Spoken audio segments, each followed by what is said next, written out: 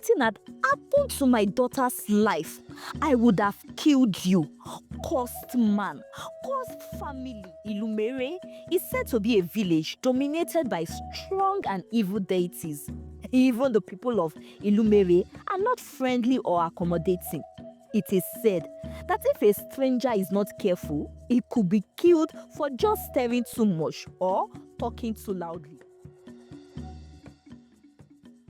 Once upon a time, in a village called Illukagbo, lived two brothers. The older one was called Akonji, and the younger one, Oguntoye. Akonji and Oguntoye were very good looking, not only in their faces, but in their physique as well. They were tall, broad-chested, muscular, and with very fine hairs. They were so handsome that in their younger days, they became the desire of almost every woman in Illukagbo. Yes, I said almost every woman because while every unmarried maiden admired them, half of the married women as well secretly wished they had married Akonji or his brother, or that their own husbands looked even as half as handsome as Akonji and Oguntoye were. Some of the older married women even wished they had been born later, that they were not born early, so they might have belonged to the same generation as Akonji and Oguntoye. The gods did not deal fairly with me. They knew they were going to create such fine men, but allowed me to be born many harvests before creating them. One woman, Yaoju, said to her friend one afternoon as they chatted and gisted in her store, "Imagine, apart from having a husband already, even my second child, Olagoki, is older than Akonji. So, I have no chance at all because what would people say? A woman my age having a relationship with boys younger than her sons. So you see why I said the gods did not deal fairly with me," Yaojo said. Our friend, the other woman, burst into laughter. That was how handsome Akonji and Oguntoye were. People said good looks ran in their lineage because their father and grandfather had also been striking handsome men. But this brother's beauty, Akonji and Oguntoye's own, was entirely on another level. Many unmarried maidens rejected other suitors who came for them because they wanted Akonji or his brother instead. These maidens were ready to offer themselves to the brothers. However, there was one thing which soon made Akonji and Oguntoye's good looks became undesirable. This thing was poverty. Akonji and Oguntoye were born into deep poverty. Just as good looks ran in their family, poverty did also. Nothing they did ever prospered. They had tried farming, which was the major occupation of the people of Illukagbo and its environs. But while every other person gets bountiful harvest, Akonji and Oguntoye's own family will experience meager or almost no harvest at all, because all their crops would either rot, dry completely, or get damaged by pests.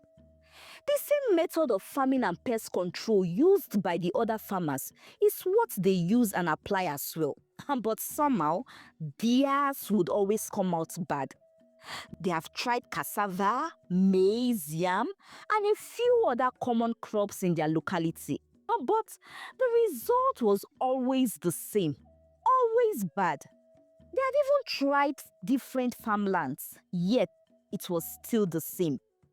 The farmlands weren't even theirs because, of course, they were so poor. They got those lands on lease.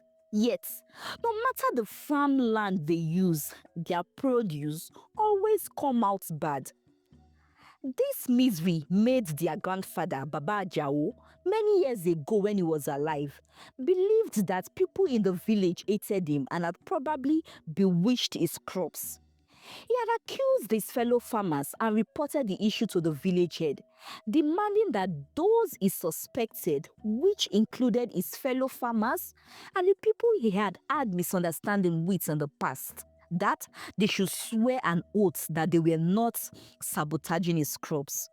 With the village head's order, everyone he accused swore the oaths but were found innocent. He apologized to everyone thereafter, but the people who leased their lands to him before refused to lease their lands to him any longer after his accusation. Baba Jao decided to try other neighboring villages as some few other persons in Ilukagbo does. It was still the same. Others would have good harvests, but he constantly experienced bad harvests. Then he decided to quit farming and went into fishing. That one was even worse. While others returned with good catch, he had none. He quit fishing also and decided to try wood carving, but he failed at it as well. No one bought his carving, even though they all agreed that his carvings were beautiful. Eventually, Baba Jao noticed something. Everything he did for himself, all the ventures he tried for his own self, all failed. But when he does the same thing for other people, it flourished. Every time, the crops he planted for other people in their farms who paid him to work in their farms did flourish. Even when one time he used poor seedlings out of anger for a person and secretly diverted the person's own good seedlings to his own farm. When it was time for harvest, his own came out bad as usual, while the person he worked for and he had used those poor seedlings for came out very healthy. That was when Baba Jao concluded that perhaps it was not in his destiny to build wealth directly, not in his destiny to prosper. In Ilukagbo and its environs, the belief in destiny and the supernatural was strong. They believe that if one's destiny does not permit him to succeed in life, he will not, no matter how hard he tries. So, Baba Jao gave up trying to succeed for himself and began only working for wages. He remained poor, of course, and raised his children in poverty. Years later, his son as well, Akonji Anuguntoye's father, also tried many things but failed at all of them like his father. He also accepted his fate and agreed with his father that they weren't destined for wealth. And now, the same pattern is repeating with Akonji and Oguntoye. Rumors spread that their family was cursed, and despite their striking looks, their clothes and sandals were worn out because they could not afford new ones. They suffered hardship most of their lives, and even their beauty could not save them. It was why many parents whom Akonji and Oguntoye sought their daughters hand in marriage refused to give their daughters to them. It was also said that anyone who married into their family, no matter how wealthy the person was, would become poor as well, and that even the person's extended family would gradually be affected. Akonji and Oguntoye's mother came from a wealthy family, but after marrying their father out of love and having her sons, her own family's fortune collapsed slowly. The same thing happened to one Olabisi from Obaje village who married Folanke, Akonji and Oguntoye's auntie. Olabisi was a wealthy man, a merchant with lots of properties and lands. But soon after he married Folanke and even tried to extend help to Akonji and Oguntoye as his in-laws, things changed for him. First, he was robbed by unknown men on one of his business trips. Another time, the canoe he entered capsized and he lost quite a large amount of his goods again. Slowly, Olabisi ran into debts. His lands were seized one after the other to repay his debts, and he ended up becoming so poor that even the man who used to be the poorest man in his village began to look at him with pity. This added to the whispers that indeed the family Akonji and Oguntoye came from was cursed. It was also rumored that one Yeye Abike, a widow who had inherited her late husband's vast wealth, secretly had an affair with Oguntoye, and after that, she lost all her wealth. Though Yeye Abike denies to everyone that she had never had anything to do with Oguntoye, but in her heart, and when she's alone, she constantly regrets her actions because it was what had cost her wealth. So, because of all these, maidens began avoiding Akonji and his brother, although they still secretly admired their beauty. Only a few maidens who were willing to endure poverty remained interested, but even them, their own parents refused. So, at 42 and 39, Akonji and Oguntoye were still single. However, when Oguntoye, the younger one, turned 41, a girl from a neighboring village who truly loved him and did not mind staying hungry because of him married him. Her name was Ewa Tomi. Ewa Tomi was an orphan who lived with her grandfather. Her grandfather allowed her to marry Oguntoye despite his kinsmen and friends' advice. Her heart is with him. He makes her happy. So let her stay with him who makes her happy, Ewatomi's grandfather said to his kinsmen and friends. Moreover, we are poor ourselves, so it changes nothing, he added. And that was how Oguntoye got married. He got married before his older brother Akonji because he got lucky with Ewatomi. Akonji had no ill feelings towards his brother for marrying before him. In fact, it was not a taboo in Ilukagbo, and he congratulated his brother for being lucky with Ewatomi. Well, fortunately for Akonji as well, he got lucky a year later too. He found love in a maiden called Ayonke, who was willing to marry him and stay with him, just as Ewatomi did with Oguntoye, despite their poor status and the curse that was rumored to be on them. Ayonke was also not from Ilukagbo, but unlike Ewatomi, her parents were alive. Her parents were also poor, and Ayonke's father said the same thing Ewatomi's grandfather said to his kinsmen when they advised him not to give out his daughter to Akonji. So, Ayonke married Akonji. But Ayonke's mother was not happy and did not support her daughter's marriage to a man like Akonji. She wanted a wealthy man for a son-in-law. And even if he's not wealthy, at least not one rumored to be cursed, Ayonke's mother said, grumbling. So, when later Ayonke became pregnant and lost the pregnancy because she accidentally hit her leg against a stone on her way to her father's compound in the next village to beg for some maize and other food items for herself and her husband, her mother could not keep calm. She marched to Ilukagbo to Akonji's compound and began raining insults at him. "Lazy man," she shouted, clapping her hands. "I knew my daughter was doomed when my husband allowed her marry a cursed man like you. But are you so unfortunate that you can't even provide food for her in her pregnant condition?" Ayonke's mother asked with so much anger. "You are lucky she only lost the pregnancy, oh. If not, if anything had happened to my daughter's life, I would have killed you. Cursed man, cursed family," she said angrily and stormed out. That night, Akonji could no longer endure being the strong man he claimed to be. He wept bitterly for hours. After hours of crying, he said to himself, "This poverty in my lineage has to be put to an end. If my father and grandfather believed that it was their destiny and did nothing about it, me, I refuse to accept it. Destiny or not, I will change it. And my family will no longer be termed curse. I will do whatever it takes, even if it means I die trying, he said. Then he wiped his tears, stared into the dark with determination, and with his mind made up. Early the next morning, Akonji set out to a faraway village called Illumare.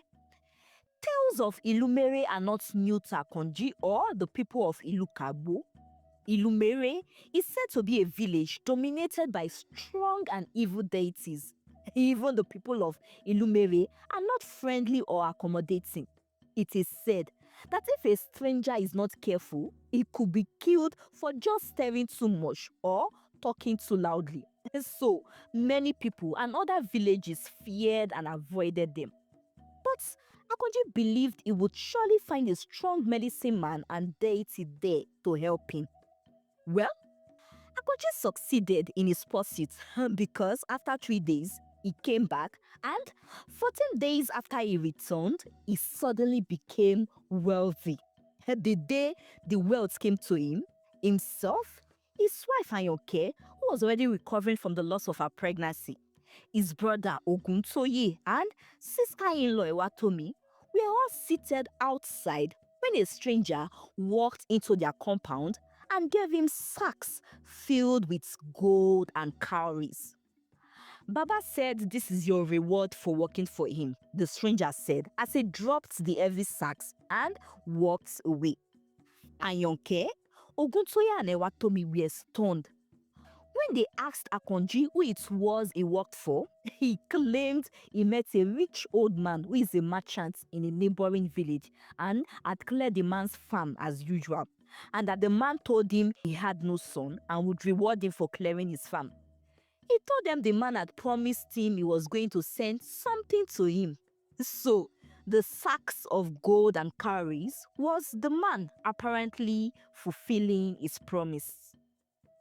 And so, that was how Akonji became a rich man, and the first in 4 generations. His wife, his brother, and his sister-in-law all rejoiced with him as they believed his lie. Akonji bought lands, hired over 50 laborers to build a new big and standard hut for him, the type the wealthy men in their time owned. Within a week, their new hut was fully completed. News of Akonji's sudden found fortune and wealth spread very fast. Their dressing changed and their outfits were like that of royalty. Akonji and Oguntoye even looked more handsome with wealth. Their wives dressed like queens. Things turned around for them. Akonji became the wealthiest man in Ilukagbo in his lifetime. Ladies blamed their parents for refusing to give their hands in marriage to the brothers, saying they would have been the ones enjoying what Ayonke and Ewatomi are enjoying now. Even fathers bowed their heads in regrets for rejecting Akonji and Oguntoye as their sons-in-law when they had come to them. People bowed to greet them when they walked past. Men who avoided them before now hailed them so they could get some cowries as gifts. Even Ayonke's mother returned to apologize for insulting Akonji the way she did the other time and asked him to forgive her. Akonji just tossed a small bag of cowries at her. "Take," he said, "for your stress the last time you were here," without even an emotion. Kind of a silent spite and revenge. With his new status, Akonji and his family lived happily and enjoyed life until one evening, 3 months later, when Akonji called Oguntoye to the back of their compound and made an abominable request. "Oguntoye, my brother," Akonji began, "what I am about to ask would sound unpleasant, but please, for the love we share and for the sake of the family, please, I would want you to do what I would ask from you." "Ha, Egbomi, you know I will do anything for you. You're my brother, the head of this family, and the one who has made life better for us through your good fortune. Just tell me what it is, and I will be glad to offer my help," Oguntoye replied, unaware of what his brother was about to ask of him. Oguntoye, Akonji said quietly, please, my brother, I beg you to allow me spend a little time with your wife every night from today henceforth. Allow me to make love to her as though she were mine. He told Oguntoye. Eh? Kilewi Egbomi? What did you say? Oguntoye interrupted before Akonji could complete his last statement. Osh, lower your voice now. Here, bring down your voice, Oguntoye, please, Akonji said. Ha, Egbomi, what you have requested for me, I cannot grant. Your request is absurd. I should allow you sleep with my wife? How? Have sexual intercourse with my wife? No way. What happened to your own wife? Akonji couldn't say anything. He was quiet for a second. Then, after a while, he said, please, Oguntoye. But Oguntoye walked away from him angrily without listening to what more he had to say. Early the next morning, before the brightness of the dawn decided to show its face, Akonji woke up screaming, touching both sides of his face, as though he had received hot slap from his dream. His scream startled his wife Anyoke awake as well, who asked him what the problem was. But he told her it was nothing and that it was only a nightmare.